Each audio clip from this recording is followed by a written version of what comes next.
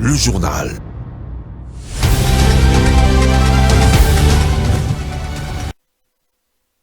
Le point sur l'actualité, mesdames et messieurs, bienvenue sur Mondico Télévision si vous nous rejoignez. D'abord, les titres de votre journal.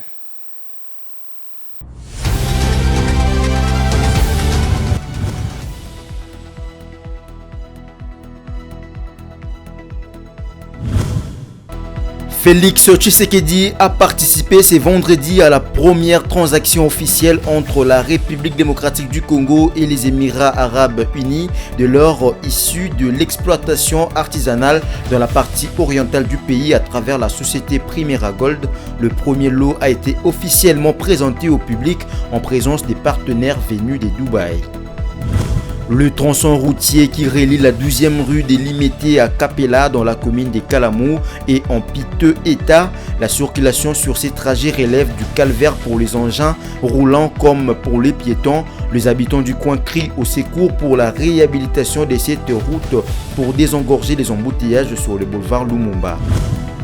En sport, les léopards A' de la RDC sont déjà sur place à Alger et en forme pour livrer leur première rencontre contre les crânes de l'Ouganda. Otis Ngoma, les sélectionnaires, et Issa Mampeko, les capitaines, l'ont affirmé au cours de la conférence de presse tenue ce vendredi 13 janvier.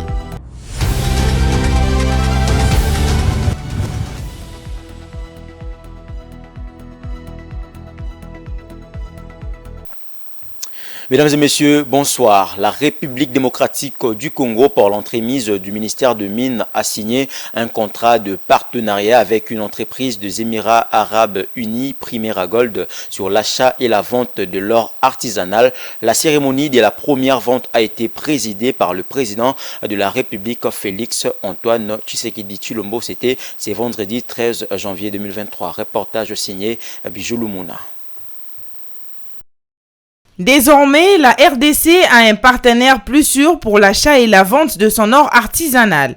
Un contrat de partenariat signé en présence du président de la République, Félix Antoine Tshisekedi, entre le ministre de Mines et une entreprise des Émirats arabes unis, Primera Gold, qui aura la mission d'achat et la vente de l'or artisanal sur toute l'étendue de la République. Grande est ma joie en ce jour du lancement solennel de l'exploitation de l'or, de l'exportation plutôt de l'or d'exploitation artisanale. Il a été possible aujourd'hui pour la République démocratique du Congo de pouvoir signer un partenariat gagnant-gagnant avec le groupe Primeria plutôt, sous l'égide du chef de l'État, dans sa vision de pouvoir faire taire le bruit de bottes à l'est de la République démocratique du Congo. Aujourd'hui,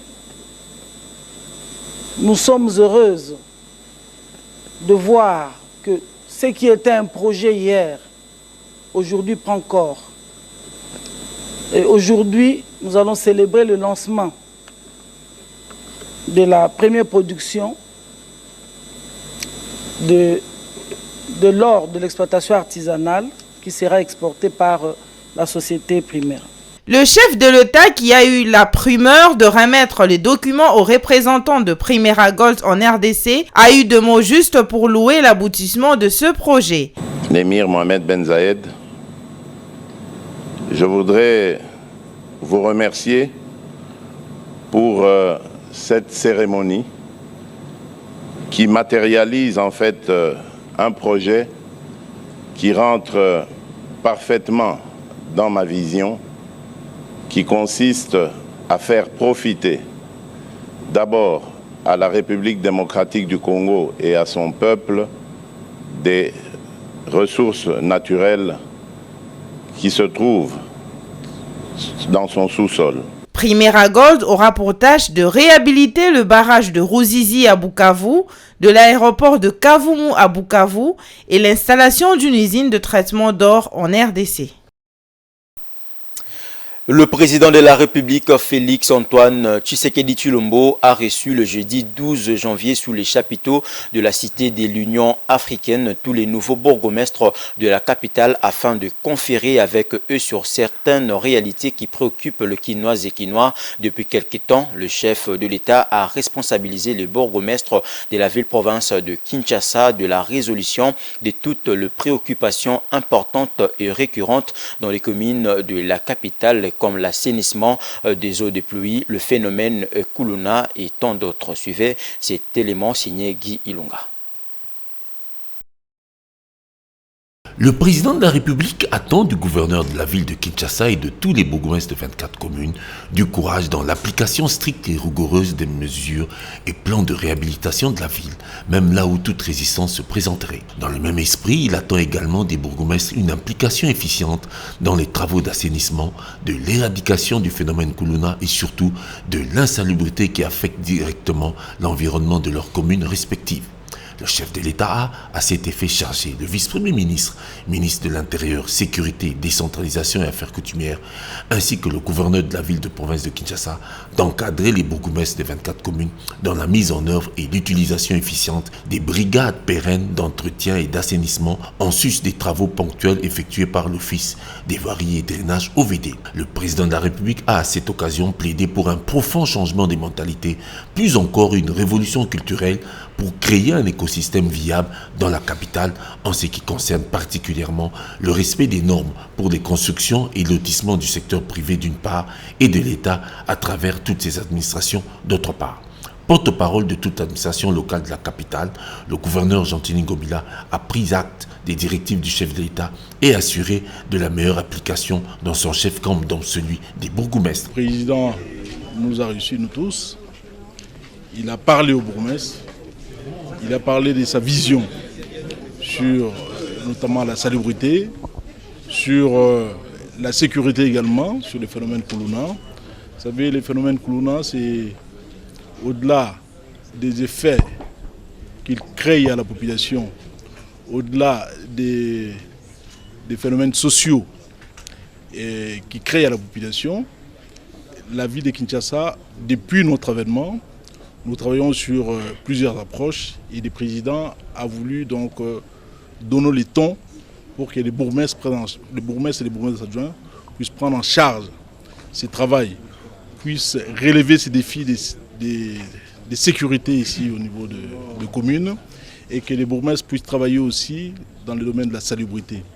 Parce que, comme vous le savez, la ville est quand même tout de même sale, malgré que le travail que nous avons abattu depuis notre arrivée. C'est vrai que nous avons sorti la ville de Kinshasa de la liste des 25 villes les plus sales du monde, mais il reste quand même un grand travail à faire. C'est ce que le président a demandé au bourgmestre, de s'impliquer dans ce domaine-là pour que nous puissions relever les défis de la salubrité. Il ne faut pas oublier que cette année, c'est une année de preuve pour nous, c'est une année électorale et nous devons entamer ces élections en ayant une ville complètement propre, comme l'a souhaité le chef d'État. Il a souhaité des résultats positifs pour la ville de Kinshasa, qui souhaite donc aux Congolais et aux Congolaises. Pour élargir la synergie de toutes ces perspectives, Félix Tshisekedi a invité le gouvernement de veiller à la mise en œuvre de cette révolution culturelle dans toutes les administrations publiques sous leurs tutelles respectives qui interagissent avec les entreprises privées. Situation sécuritaire dans la partie est de la RDC, on en parle dans ces journaux, terminant sa mission officielle à Goma, dans la province du Nord Kivu, le jeudi 12 janvier. Le chef d'état-major général de FRDC, le général-lieutenant Christian Chiwewe, a appelé le militaire envoyé sur différentes lignes de front à éviter l'usage des réseaux sociaux. À l'en croire, ceci est un acte de discipline. Il a également pris langue avec le responsable de la 34e région militaire avant de regagner Kinshasa. Regardez.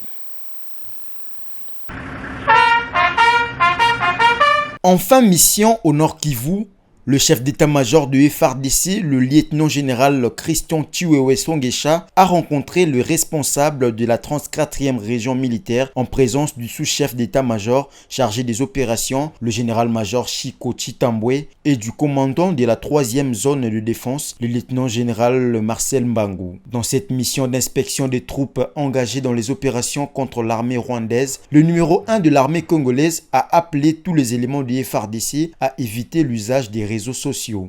Makambo oyo tozo mona des fois na opération ba militaire bozana ba téléphone na opération bokomi ko zoba image bokomi ko kota na ba WhatsApp ba réseaux sociaux eza malamu te epekisami na mosala ya armée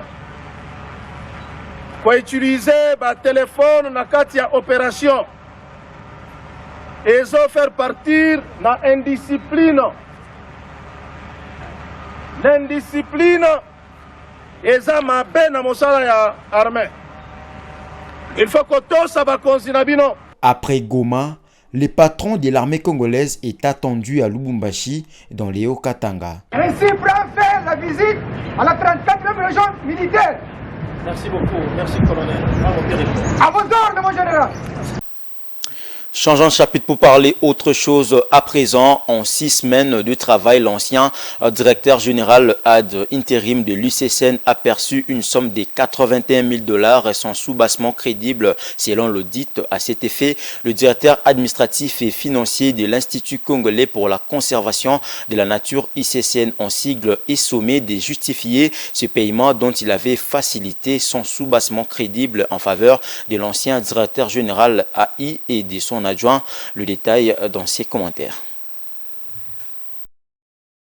D'après les conclusions de la mission d'audit initiée le 15 décembre dernier par les nouveaux dirigeants de l'ICCN, le directeur administratif et financier Papi Ilonga avait facilité le paiement au travers d'un découvert bancaire de 129,30 000 $ en faveur de l'ancien directeur général ad intérim Henri Mbale et de son adjoint Bernard Mbat. Dans cette somme, 75 800 $ avaient été virés dans un compte privé de l'ancien directeur général ad intérim et 53 500 $ virés également dans le compte privé de son adjoint.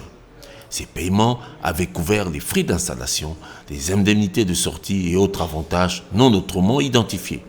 Hormis ces paiements, les 2 anciens mandataires de l'ICCN s'étaient déjà fait payer juste après leur prise de fonction, respectivement 5 200 et 6 000 $ comme garantie locative. Ces paiements sont également à justifier par le directeur administratif et financier car il n'aurait pas aussi des soubassements crédibles. Au total, les 2 anciens dirigeants de l'ICCN auront perçu respectivement 81 000 et 59 500 $ sans soubassement crédible d'après leurs successeurs. Ces paiements couvrent 6 semaines de travail seulement qu'ils avaient passé à la tête de l'établissement public qui gère les aires protégées sur l'ensemble du pays. Pour rappel, Henri Mbale et Bernard Mbat avaient été nommés par arrêté ministériel de la vice-première ministre, ministre de l'Environnement F. Bazaïba, le 16 septembre 2022. Ils seront remplacés respectivement par Yves Milan Gangaï et Théophile Ngombo par ordonnance présidentielle rendue publique le 11 novembre de la même année. Toujours en rapport avec la protection de la nature pour mettre fin aux conséquences néfastes des pluies diluviennes, il faudra mobiliser une somme de 110 millions de $ américains. L'annonce a été faite le jeudi 12 janvier au cours d'une réunion d'évaluation entre le ministre des Affaires sociales Modeste Mutinga, le coordonnateur Bruno Le Marquis et les experts de l'INDAC, une structure onusienne spécialisée dans la gestion de catastrophes naturelles. Images et commentaires. La rencontre entre le ministre Modeste Mutinga avec le coordonnateur Bruno Le Marquis et les experts de l'INDAC avait pour objectif d'examiner minutieusement les différentes données reprises dans les rapports d'évaluation rapide des besoins multisectoriels qui répond in extenso les impacts humanitaires des glissements de terrain et d'inondations dans la ville de Kinshasa. Ce n'est pas des pluies exceptionnelles, mais des pluies très fortes qui ont réussi à faire autant de dégâts. Ça veut dire que ça doit être une alerte, un coup de semence pour que cette question de la gestion des risques, ce qu'on appelle la gestion des risques et des désastres, soit prise très au sérieux. D'après Bruno Le Marquis, la priorité des priorités demeure entre autres des moyens financiers à mettre à la disposition des sinistrés. Bonne nouvelle que j'ai annoncée ce matin à son Excellence Monsieur le Ministre, c'était la mise à disposition de 10 millions de dollars par le mécanisme global qu'on appelle SURF, donc le Fonds central de réponse aux urgences humanitaires. À Niragongo, où les conditions humanitaires restent encore déplorables à ces jours, Bruno Le Marquis a insisté sur la dangerosité d'expansion de l'épidémie de choléra à cause de la promiscuité. La situation, les conditions de vie des populations déplacées restent toujours déplorables, donc il y a vraiment beaucoup de travail à faire et cet argent va aider les acteurs humanitaires à apporter tout le soutien. Des communs accords, le ministre des Affaires sociales et le coordonnateur Bruno Le Marquis ont convenu de se rendre à Goma et à Bukavu en vue de redynamiser le cadre de concertation provinciale de ces provinces sous état de siège. En société, le tas de délabrement très avancé du tronçon routier qui part de Limete, 12e rue à Capella, dans la commune de Kalamou, inquiète tant les conducteurs, les habitants de ce coin de la ville provinciale de Kinshasa qui ne savent plus à quel sens se vouer alors que cette voirie urbaine sert de route secondaire en cas d'embouteillage au boulevard Lumumba, soit sur la route université. Le détail dans cet élément de Jocelyne Massiala et Vitem Panzo. Plus les jours avancent, plus l'état de cette route se dégrade alors que les exploitants s'attendaient à des grands progrès après des cris d'alarme lancés auprès des autorités. Le collecteur d'eau bouchée, l'asphaltage endommagé, ce sont des trous béants qui prennent place. Par conséquent, les accidents sont enregistrés en cascade à la grande impuissance des trafiquants automobilistes et motocyclistes. Ces derniers s'interrogent par où passe la taxe qu'ils déversent dans les trésors publics s'ils doivent continuer à circuler sur des routes aussi dégradées. Quant aux habitants du coin, ils ne sont pas épargnés. Ils prennent la poudre d'escampette en cas de pluie pour fuir les inondations. C'est d'abord les caniveaux qui sont bouchés. C'est parce que la population qui habite ici jette des ordures dans les caniveaux, ce qui empêche que l'eau puisse circuler librement dans les caniveaux. Alors comme les caniveaux sont bouchés et l'eau n'a pas d'endroit pour circuler, voilà pourquoi l'eau traîne sur la chaussée. C'est un peu ça le problème. Nous sommes là en tant que l'entreprise et notre travail c'est de curer les caniveaux et évacuer les ordures. Donc c'est ça, mais nous interpellons la population qui est ici à ne pas jeter des ordures dans les caniveaux. Si vous voyez l'état de la chaussée, c'est parce que l'eau ne circule pas librement dans les caniveaux, compte tenu des ordures qui sont dedans. Donc il faut qu'ils arrêtent de jeter les déchets dans les caniveaux afin que l'eau circule dans les caniveaux pour que la chaussée soit normale. Il revient aux autorités compétentes de s'impliquer à fond afin de réhabiliter cette voirie urbaine si importante, car elle désenclave le quartier Montbélé dans la commune de Limete en la reliant à la route université.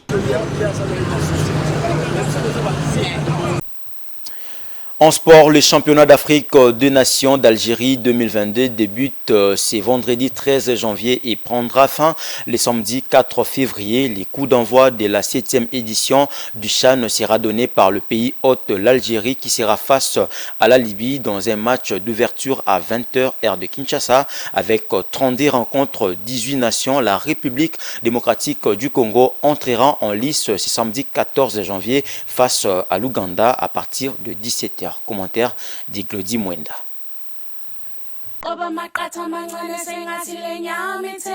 La 7e édition du championnat d'Afrique des Nations se déroule du 13 janvier au 4 février 2023 en Algérie. 18 sélections sélectionnées, composées de meilleurs joueurs de championnats nationaux, s'affronteront pour tenter de succéder au Maroc. Vainqueur lors de la dernière édition en 2020, 32 rencontres et 504 joueurs qui rêvent du toit de l'Afrique. L'Algérie qui accueillera du 13 janvier au 4 février 2023 la 7e édition du championnat d'Afrique des Nations, CHAN, qui est une compétition organisée par la Confédération africaine de football. Elle a été créée en 2007. La première édition, qui a eu lieu en 2009 en Côte d'Ivoire, a été remportée par la République démocratique du Congo. Son objectif vise à mettre en avant les différents championnats nationaux de pays appartenant à la Confédération africaine de football. Dans cette optique, Contrairement à la Coupe d'Afrique des Nations, le pays participant à la CHAN ont l'obligation de ne sélectionner que de joueurs issus de leurs championnats nationaux. Les internationaux évoluant dans les championnats étrangers n'ont donc pas l'autorisation d'y participer. En 2020, lors de la dernière édition, le Maroc s'était imposé en finale face au Mali au stade Ahmadou Ahidjo, à Yaoundé, au Cameroun, remportant au passage son 2e titre consécutif dans cette compétition. Cette année, la compétition passe de 16 à 18 sélections pour un format qui évolue avec 3 poules de 4 et 2 poules de 3. Double champion d'Afrique, la République démocratique du Congo entrera en lice ce samedi 14 janvier au stade du 19 mai 1956, situé à Annaba, une ville située à plus de 500 km d'Alger, à partir de 17h juste, contre l'Ouganda.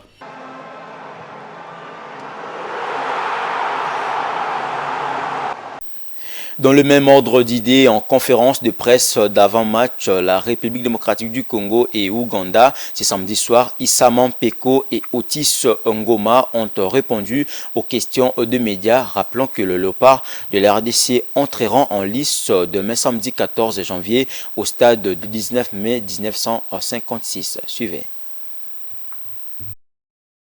Notre état d'esprit est très bon. On est prêt déjà pour commencer notre compétition. Commençant du match de demain, on est prêt mentalement, physiquement. Tout est mis en place pour commencer la compétition. D'aller plus loin dans cette compétition, pourquoi pas d'ajouter une 3e étoile dans notre pays, comme on a deux trophées. C'est ça vraiment notre ambition de remporter les titres de cette CHAN. Ma dernière CHAN a joué. Par rapport à la CHAN, j'ai eu la chance d'être un joueur pour jouer la CHAN. L'année passée, j'étais au Cameroun, je n'ai pas pu jouer à cause de la Covid. Au Rwanda, j'avais la chance de jouer, mais je n'ai pas eu la chance de jouer à cause de mon CV. On m'a arrêté mon CV à partir de l'Ouganda et à l'Angola. Mais cette CHAN, c'est ma dernière. C'est ça que le coach m'a parlé beaucoup de ça, parce que c'est ma dernière CHAN peut-être pour moi, tant qu'un joueur professionnel. Mon rôle est d'accompagner le groupe et surtout vraiment à montrer un bon exemple sur le terrain ou en dehors du terrain. Et surtout pour remporter cette coupe, ça c'est l'objectif principal de notre groupe, c'est la remporter cette coupe de CHAN. On a commencé par nous-mêmes à préparer notre équipe. Après on va voir par match, on va aborder match par match. Demain on commence par l'Ouganda, après la Sénégal, après le deuxième match c'est pour Côte d'Ivoire et le 3e pour le Sénégal. Pour l'idée de l'équipe adverse par rapport à l'Ouganda, parce que je connais un peu quelques joueurs, parce qu'on vient de jouer contre eux à la Ligue des Champions, quelques joueurs, pas toute l'équipe, c'est quelques joueurs seulement. Pour d'autres équipes là, moi je n'ai pas l'idée. C'est pour cela qu'on prend match par match, on va commencer demain d'abord pour l'Ouganda, après ça va suivre. Avec Mazembe, ce sont des clubs. Ici c'est l'équipe nationale. Il y a plusieurs joueurs à changer sur le cours du match. Je sais que demain, par rapport au style de jeu de l'équipe d'Ouganda, peut-être là, vraiment, on attend vraiment par rapport au physique, parce que je sais que ça va être très très difficile par rapport au match. C'est ça, peut-être, ça va répéter. Mais par rapport aux joueurs là, je ne pense pas, je ne sais pas quoi dire par rapport là. La revue de presse de ce vendredi 13 janvier 2023 reprend plusieurs sujets pour l'actualité nationale et internationale. Pour en savoir davantage sur ces informations, suivez cette sélection de la rédaction, mesdames et messieurs.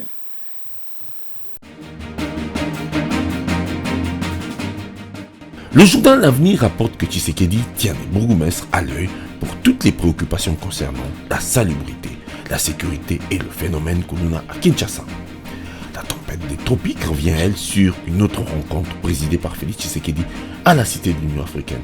Réunion au cours de laquelle, précise l'article, le chef de l'État a évalué la réalisation de ses engagements en ce qui concerne la gratuité de l'enseignement, la couverture santé universelle avec la maternité gratuite, le programme des 145 territoires. Cette évaluation a connu la participation du CPVS, le comité de pilotage du Conseil présidentiel de veille stratégique, qui présentait en fait sa feuille de route pour l'exercice 2023 qui a été validée par le président.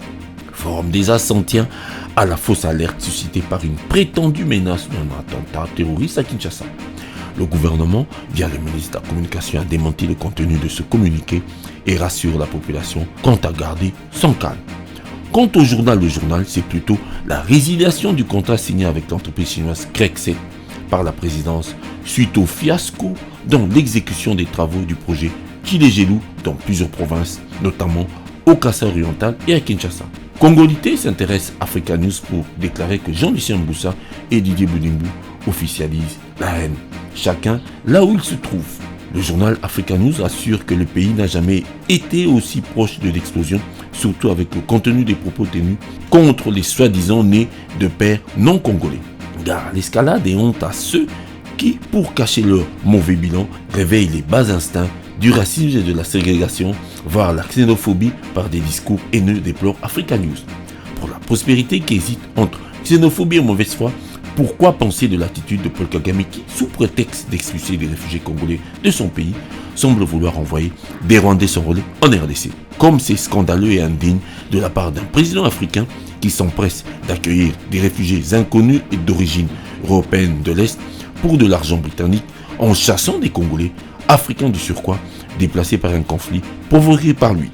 Le grognon définit plutôt différemment le cas particulier de Jean-Lucien Mboussa dont la tête est mise à prix à Guémena. Selon le journal satirique, le grognon, c'est à cause de son leadership grandissant et non pour autre chose. Il y a un complot contre lui, assure le grognon qui jette l'ombre sur un malentendu entretenu avec le MLC, son ancienne formation politique. Dossier à suivre. Le phare revient à suivre le dossier de la fausse alerte pour poser la question: à qui profite la fuite du vrai faux document de l'ANER? L'article recoupe la diffusion de cette information sur 2 angles. Et si elle était vraie? Et si elle était réellement fausse? Quel est le but poursuivi par celui qui est derrière cet acte? Au-delà de la question, le phare estime qu'avec les grands événements qui vont se produire cette année au pays, les autorités ont intérêt à nettoyer leurs écuries à bon entendeur. Salut. Restons avec le phare qui avance en ses pages intérieures que pour l'enrôlement des électeurs congolais, les prolongations sont inévitables d'une part, et d'autre part, pour l'insalubrité, il suggère de la nécessité de coupler nettoyage et évacuation d'immondices. C'est vrai, on est tous fatigués de voir et revoir des tas de saletés curées des caniveaux et abandonnés sur le côté, entassés plusieurs jours, avant que ces mêmes ordures, ces déchets regagnent eux-mêmes avec leur puanteur les mêmes caniveaux. Trop c'est trop. Terminons cette revue avec un beau fair play démontré au niveau international en sport, évoqué par le journal Le Parisien qui rapporte: retrouvailles en toute discrétion entre 2 mondialistes qui se sont affrontés le 18 décembre dernier en finale et qui se retrouvent dans leur club, le PSG, Paris Saint-Germain, sans aucune rancune. Il s'agit, vous l'avez deviné, de Kylian Mbappé et de Lionel Messi. Un très bel exemple de considération à suivre et de fair play qui manque dans le sport congolais. Bon week-end.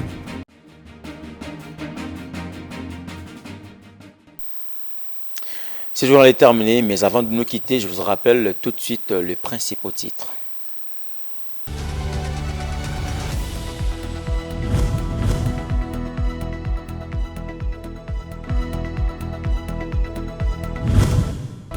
Félix Tshisekedi a participé ce vendredi à la première transaction officielle entre la République démocratique du Congo et les Émirats arabes unis de l'or issu de l'exploitation artisanale dans la partie orientale du pays à travers la société Primera Gold. Le premier lot a été officiellement présenté au public en présence des partenaires venus de Dubaï. Le tronçon routier qui relie la 12e rue des Limétés à Capella dans la commune de Kalamou est en piteux état.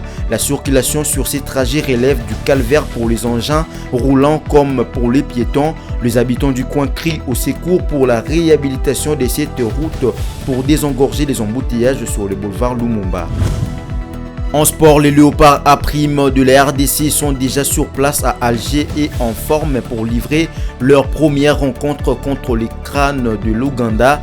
Otis Ngoma, les sélectionneurs, et Issa Mampeko, les capitaines, l'ont affirmé au cours de la conférence de presse tenue ce vendredi 13 janvier.